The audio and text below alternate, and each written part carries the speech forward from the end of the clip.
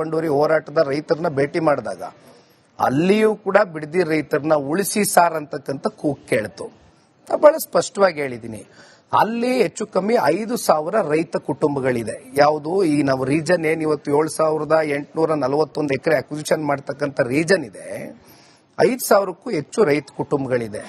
ಪ್ರತಿದಿನವೂ ಕೂಡ ರೈತ ಕುಟುಂಬಗಳು ಭಾಗಿಯಾಗಿದ್ದಾರೆ. ಈಗ ದುಡ್ಡು ಕೊಟ್ಟು ಕರ್ಕ ಬಂದ್ರು, ಇನ್ನೊಂದೇನೋ ಆಮಿಷ ಹೊಡ್ ಕರ್ಕ ಬಂದ್ರು ಅನ್ನೋದಕ್ಕೆ ಇದು ಸ್ವಾಭಾವಿಕವಾಗಿ ಯಾವುದೇ ಒಂದು ಸರ್ಕಾರದಲ್ಲಿರ್ತಕ್ಕಂಥವ್ರು ಭಯದಿಂದ ಮಾತನಾಡ್ತಕ್ಕಂಥ ವಿಚಾರಗಳು ಹೊರತುಪಡಿಸಿ ಈಗ ಮುಖ್ಯಮಂತ್ರಿಗಳು ಹೇಳ್ತಾರೆ 169 ಜನ ಬಂದಿದ್ರು ರೈತರು ಅಂತ. ಏನ್ ತಲೆಗಳು ಕೌಂಟ್ ಮಾಡಿದ್ರ ಮುಖ್ಯಮಂತ್ರಿಗಳು? ಅಲ್ಲಿ ಬಂದವ್ರು ಯಾರು ತಲೆ ಕೌಂಟ್ ಮಾಡಿದ್ರ ಎಷ್ಟು ಜನ ರೈತರಿದ್ದಾರೆ ಅಂತ? ಹೇಗೆ ಹೇಳ್ತೀರಿ ನೀವು? ನಾನು ಕೇಳ್ತಾರದು ರಾಜ್ಯ ಸರ್ಕಾರಕ್ಕೆ ಮೇಡಮ್, ಹೇಗೆ ಹೇಳ್ತಾರ ಅವರು ಎಷ್ಟು ಜನ ಇದ್ರು, ಎಷ್ಟು ಜನ ಭಾಗಿಯಾಗಿದ್ರು ಅಂತ? ಭಯ ಬಿದ್ದಿದ್ದಾರೆ ಅಷ್ಟೇ ಸರ್ಕಾರ. ಉತ್ತರ ಕೊಡೋದಕ್ಕೆ ಅವ್ರ ಹತ್ರ ಉತ್ತರ ಇಲ್ಲ. ಸರಿ, ಕೆಲವೊಂದು ಸೋಷಿಯಲ್ ಮೀಡಿಯಾ ಪೋಸ್ಟ್ ಅಲ್ಲಿ ಅವ್ರು ಕೆಲವ್ರದ್ದು ಹೆಸರು ಹೇಳಿದ್ದಾರೆ, ಅದು ಆನ್ ರೆಕಾರ್ಡ್ ಕೂಡ ಇದೆ. ಅದನ್ನ ಐ ಆಮ್ ನಾಟ್ ಶೋರ್, ಅದಕ್ಕೆ ಅವ್ರ ಹೆಸರು ಬಳಕೆ ಮಾಡ್ತಿಲ್ಲ. ಸೋಷಿಯಲ್ ಮೀಡಿಯಾದಲ್ಲಿ ಹಾಕೊಂಡಿದ್ದಾರಂತೆ, ಬಸ್ನ ವ್ಯವಸ್ಥೆ ಮಾಡಿ ಎಲ್ಲಾ ವ್ಯವಸ್ಥೆ ಮಾಡಿ ನಮ್ಮನ್ನು ಕರ್ಕೊಂಡು ಬಂದಿದ್ದಕ್ಕೆ ಬಿಡದಿ ಪಾದಯಾತ್ರೆಗೆ ಧನ್ಯವಾದ ಅಂತ ಹೇಳಿ ಸೋಷಿಯಲ್ ಮೀಡಿಯಾದಲ್ಲಿ ಪೋಸ್ಟ್ ಹಾಕೊಳ್ತಿದ್ದಾರೆ. ಇದನ್ನ ನೋಡಿದ್ರೆ ಗೊತ್ತಾಗೋದಿಲ್ವಾ ಇದೊಂದು ಆರ್ಗನೈಸ್ಡ್ ಪಾದಯಾತ್ರೆ, ಸ್ವಯಂ ಪ್ರೇರಿತರಾಗಿ ಬಂದು ಜಾಯಿನ್ ಆಗಿದ್ದ ಪಾದಯಾತ್ರೆ ಅಲ್ಲ, ಇದು ರೈತರ ಪಾದಯಾತ್ರೆ ಅಲ್ಲ ಅಂತ ಹೇಳಿ? ಮೇಡಮ್, ನಾನೇ ಸ್ವತಃ ನನ್ನ ಫೇಸ್ಬುಕ್ ಪೇಜ್ ನಲ್ಲಿ, ಅಧಿಕೃತವಾದಂತಹ ಅಫಿಷಿಯಲ್ ಪೇಜ್ ಅಲ್ಲಿ ಎಲ್ಲರಿಗೂ ನಿನ್ನೆ ದಿನ ಬೆಳಗ್ಗೆ ಧನ್ಯವಾದ ಸಲ್ಲಿಸಿದ್ದೀನಿ. ಯಾರ್ಯಾರು ನಮ್ಮ ಭಾಗದ ರೈತರಿಗೆ ಬಂದು ಬೆಂಬಲವನ್ನ ಸೂಚಿಸಿದ್ದಾರೆ ಅಂತವ್ರಿಗೆ ನಾನು ಧನ್ಯವಾದ ಸಲ್ಲಿಸಿದ್ದೀನಿ, ಅಭಿನಂದನೆ ಸಲ್ಲಿಸಿದ್ದೀನಿ. ತಪ್ಪೇನಿದೆ? ನಾನು ಹೆದರಿಲ್ಲ. ಈಗ ಅಲ್ಲೆಲ್ಲ ಬಸ್ಸಲ್ಲಿ ಕರ್ಕೊಂಬಂದ್ರು ಇವೆಲ್ಲ ನೋಡಿ madam, this is all common ಆಗಿ ಇಲ್ಲಿ ಇವರು ಹೆದರಿ ಮಾತನಾಡ್ತಕ್ಕಂಥ ವಿಚಾರ ಹೊರತುಪಡಿಸಿ ಇದರಲ್ಲಿ ಯಾವುದೇ ಕೂಡ ಒಂದು ಕಿಂಚಿತ್ತೂ ಇದರಲ್ಲಿ ಅಳಕಿಲ್ಲ. ಹೋರಾಟದಲ್ಲಿ ಸಿಎಂ ಭಯ ಪಟ್ಟಿದ್ದಾರೆ, ಹಾಗೆ ಸ್ಥಳೀಯ ಶಾಸಕರು ಈಗ ಸಚಿವರು ಬೇರೆ ಆಗಿದ್ದಾರೆ, ಅವರು ಭಯ ಪಟ್ಟಿದ್ದಾರೆ ಅಂತ ಹೇಳಿ ಪದೇ ಪದೇ ನೀವು ಹೇಳ್ತಾ ಇದ್ದೀರಿ ನಿಖಿಲ್ ಅವರೇ. ಹಾಗಾಗಿ ಪ್ರಶ್ನೆ, ಭಯ ಪಡ್ಲಿಕ್ಕೆ ಕಾರಣ ಏನಿದೆ ಅಂತ ಹೇಳಿ? ಯಾಕಂದ್ರೆ ಅವ್ರು ಯಾವಾಗ್ಲೂ ಮಾತನಾಡೋದು ಸಾರಿ ನನಗೆ ಗೊತ್ತಿಲ್ಲ ಇದನ್ನ ತುಲನೆ ಭಾಗವಾಗಿ ಬಳಸಬಹುದೋ ಇಲ್ಲ ಅಂತ ಹೇಳಿ ಅವ್ರು ಬಳಸ್ತಿದ್ದಾರೆ. ಹಾಗಾಗಿ ಪ್ರಶ್ನೆ ಕೇಳ್ತಾ ಇದ್ದೀನಿ. ಮೂರು ಬಾರಿ ಅದೃಷ್ಟ ಪರೀಕ್ಷೆಗೆ ಇಳಿದ್ರೂ ಕೂಡ ಸೋತಿರುವ ನಿಖಿಲ್ ಅವ್ರು ಕಂಡ್ರೆ ನಮ್ಗೆ ಯಾಕೆ ಭಯ? ಮೊದಲವರು ಒಂದು ಗ್ರಾಮ ಪಂಚಾಯತಿ ಚುನಾವಣೆ ಗೆದ್ದು ಬರ್ಲಿ, ಆಮೇಲೆ ಪಂಥಾಹ್ವಾನ ಕೊಡ್ಲಿ ಅನ್ನೋ ರೀತಿಯ ನೇರ ಸವಾಲು ಅವ್ರ ಬಾಯಿಂದ ಬರ್ತಿದೆ. ನೀವು ನೋಡಿದ್ರೆ ಅವ್ರು ಭಯ ಪಟ್ಟಿದ್ದಾರೆ ಅಂತ ಹೇಳ್ತಿದ್ರಿ. ನಾವು ಅಂದ್ರೆ ಜನರು ಯಾರ ಮಾತನ್ನ ನಂಬಬೇಕು, ನಿಮ್ ಮಾತನ್ನ ಅವ್ರ ಮಾತನ್ನ? ಭಯ ನಿಖಿಲ್ ಕುಮಾರಸ್ವಾಮಿ ನೋಡಿ ಭಯ ಅಂತ ನಾನು ಎಲ್ಲೂ ಹೇಳಿಲ್ಲ. ಅವ್ರು ಮಾಡಿರ್ತಕ್ಕಂಥ ಅನಾಹುತಗಳೇನಿದೆಯಲ್ಲ, ಅವ್ರು ಮಾಡಿರ್ತಕ್ಕಂಥ ಪಾಪಗಳೇನಿದೆಯಲ್ಲ, ಆ ಪಾಪ ಪ್ರಜ್ಞೆ ಅವ್ರಿಗೆ ಕಾಡ್ತಾ ಇದೆ. 520 ದಿನ ಆಯ್ತು. ಇಲ್ಲಿ 4 ಜನ ಶಾಸಕರು, ಕ್ಷೇತ್ರದ ಶಾಸಕರು ನೂತನವಾಗಿ ಸಚಿವರಾಗಿದ್ದಾರೆ. ರೈತರು ಹೋರಾಟ ನಡೆಸ್ತಾ ಇದ್ದಾರೆ.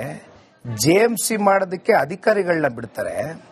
ಅವತ್ತು ಅಲ್ಲಿರ್ತಕ್ಕಂಥ ರೈತರು ಅವರ ಒಂದು ಜೀವನೋಪಾಯದ ಕೃಷಿ ಭೂಮಿಗಳನ್ನ ಯಾವ ರೀತಿ ರಕ್ಷಣೆ ಮಾಡ್ಕೊಳ್ಬೇಕು ಅಂತ ಆತಂಕದಿಂದ ಅವರೇನು ಒಂದ್ ಸ್ವಲ್ಪ ವರ್ತನೆ ಮಾಡ್ತಾರೆ. ಆ ರೀತಿ ಅದಕ್ಕೆ ಯಾರು ಕಿಚ್ಚನ್ನ ಎಬ್ಸಿದ್ದು? ಯಾಕೆ ಅವ್ರು ಬಂದು ಸೌಜನ್ಯದಿಂದ? ಆಯ್ತು ಮೇಡಮ್, ನಾನು ಒಂದೇ ಕೇಳೋದು, ಇವತ್ತು ಎಲ್ಲ ಎಲ್ಲಿಗೆ ಬಂದು ನಿಂತಿದೆ? ಕನ್ಸೆಂಟ್ ಬಂದು ನಿಂತಿದೆ. ನಿಮ್ಮಲ್ಲಿ ರೈತರು ಎಷ್ಟು ಜನ ಒಪ್ಪಿಗೆ ಕೊಟ್ಟಿದ್ದಾರೆ ಅಂತಕ್ಕಂಥ ಕನ್ಸೆಂಟ್ ನಿಮ್ಮಲ್ಲಿ ಅಧಿಕೃತ ಮಾಹಿತಿ ಇರಲೇಬೇಕಲ್ವೇ ಸರ್ಕಾರದಲ್ಲಿ? ಯಾಕದನ್ನ ಒಂದು ವೈಟ್ ಪೇಪರ್ ಅಲ್ಲಿ ಬಿಡುಗಡೆ ಮಾಡಿ ಬಿಟ್ಟಿದ್ದಾರೆ ಸರ್. ಕೆಂಪಯ್ಯನಪಾಳ್ಯದಲ್ಲಿ 367 ಜನ ಭೂಮಿ ಮಾಲೀಕರಿದ್ದಾರೆ. ಆ ಪೈಕಿ 357 ಜನ ಒಪ್ಪಿಟ್ಟಿದ್ದಾರೆ, ಬಾಕಿ ಇರೋದು 10 ಜನ. ಮಂಡಲಹಳ್ಳಿಯಲ್ಲಿ 26 ಜನ ಭೂಮಿ ಮಾಲೀಕರಿದ್ದಾರೆ, 23 ಜನ ಒಪ್ಪಿಟ್ಟಿದ್ದಾರಂತೆ.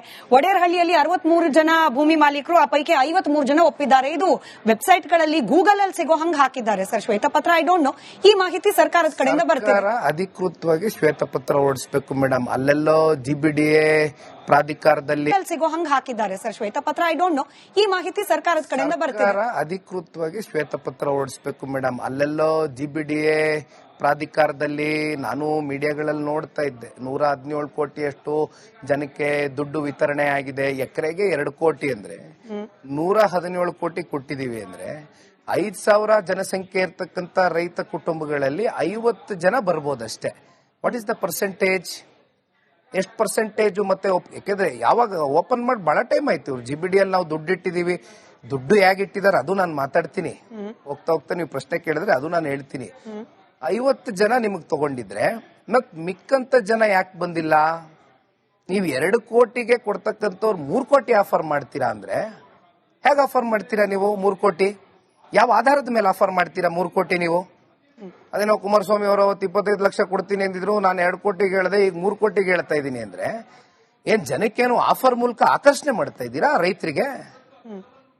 ಯಾವ ಆಧಾರದ ಮೇಲೆ ಫಿಕ್ಸ್ ಮಾಡ್ತಾ ಇದ್ದೀರಾ ನೀವು ರೇಟ್ಸ್? ಎಲ್ಲಾ ಕಡೆ ಭೂಸ್ವಾಧೀನ ಪ್ರಕ್ರಿಯೆ ಆಗೋದೇ ಹಿಂಗಲ್ವಾ? ಭೂಮಿಗೆ ಒಂದ್ ಬೆಲೆ ಕಟ್ಟುತ್ತೆ ಸರ್ಕಾರ, ಅದನ್ನ ನೀವು ಆಕರ್ಷಣೆ ಅಂತ ಕರಿಬಹುದು, ಬಟ್ ಪ್ರಕ್ರಿಯೆ ಇರೋದೇ ಹಂಗೇನೆ. ಅಲ್ಲ, ಭೂಮಿಗೆ ಒಂದು ಬೆಲೆ ಕಟ್ಟದು ಯಾವ ಆಧಾರದ ಮೇಲೆ? ಮತ್ತೆ ಬದಲಾವಣೆ ಯಾಕೆ ಮಾಡ್ತಾ ಇದ್ದೀರಾ? ಪಾದಯಾತ್ರೆ ಘೋಷಣೆ ಆದ ಮೇಲೆ 1 ನಿಮಿಷಗಳ ಕಾಲ ಮುಖ್ಯಮಂತ್ರಿಗಳು ವಿಡಿಯೋ ಮಾಡಿ ಮಾಧ್ಯಮಗಳಲ್ಲಿ ಪ್ರತಿನಿತ್ಯ ನೆನೆನೂ ಹರಿತಾ ಇದೆ ವಿಡಿಯೋ, ನಾನು ನೋಡ್ತಾ ಇದ್ದೀನಿ. ಸೋಷಿಯಲ್ ಮೀಡಿಯಲ್ಲಿ ಬಂದಂತ ವಿಡಿಯೋ ಎಲೆಕ್ಟ್ರಾನಿಕ್ ಮೀಡಿಯಾಗೆ ಇವತ್ತು ಜಾಹೀರಾತಾಗಿ ಹರಿಸ್ತಾ ಇದ್ದಾರೆ ಆ ವಿಡಿಯೋನ. ಯಾತಕ್ ಮಾಡ್ತಾ ಇದ್ದಾರೆ ಮುಖ್ಯಮಂತ್ರಿಗಳು? ಇಲ್ಲಿವರೆಗೂ ಯಾಕೆ ಮಾಡಕ್ಕಾಗ್ಲಿಲ್ಲ? ಅದು ಮೊದಲೇ ಹೇಳ್ಬೋದಾಗಿತ್ತಲ್ಲ. 3 ಕೋಟಿ ನಾವು ನಿಗದಿ ಮಾಡ್ತಾ ಇದೀವಿ ಎಕರೆಗೆ, ಇಷ್ಟು ಬೆಲೆ ಬಾಳುತ್ತೆ ಇದು ಅಂತಕ್ಕಂಥದ್ದು ಯಾವ ಆಧಾರದ ಮೇಲೆ ಹೇಳ್ತಾ ಇದ್ದಾರೆ? ಅದು ನನ್ನ ಪ್ರಶ್ನೆ. ಪಾದಯಾತ್ರೆ ಮಾಡ್ಲಿಕ್ಕೆ ಹೊರಟಿರುವ ಕುಮಾರಸ್ವಾಮಿ ಅವರು ಹಾಗೆ ಅವರ ಪುತ್ರ ನಿಖಿಲ್ ಕುಮಾರಸ್ವಾಮಿ ಅವರು ಮಾಡ್ತಿರೋದು ರೈತ ಪರ ಪಾದಯಾತ್ರೆ ಅಲ್ಲ, ಬದಲಾಗಿ ನಿಖಿಲ್ ಕುಮಾರಸ್ವಾಮಿ ಅವರಿಗೆ ಪಟ್ಟಾಭಿಷೇಕ ಮಾಡ್ಲಿಕ್ಕೆ ಮಾಡ್ತಾ ಇರೋ ಯಾತ್ರೆ. ಹೇಳಿರೋದು ಮತ್ತದೇ ಶಾಸಕರು ಹೂ ಇಸ್ ಬಿಕಮಿಂಗ್ ಸಚಿವರು.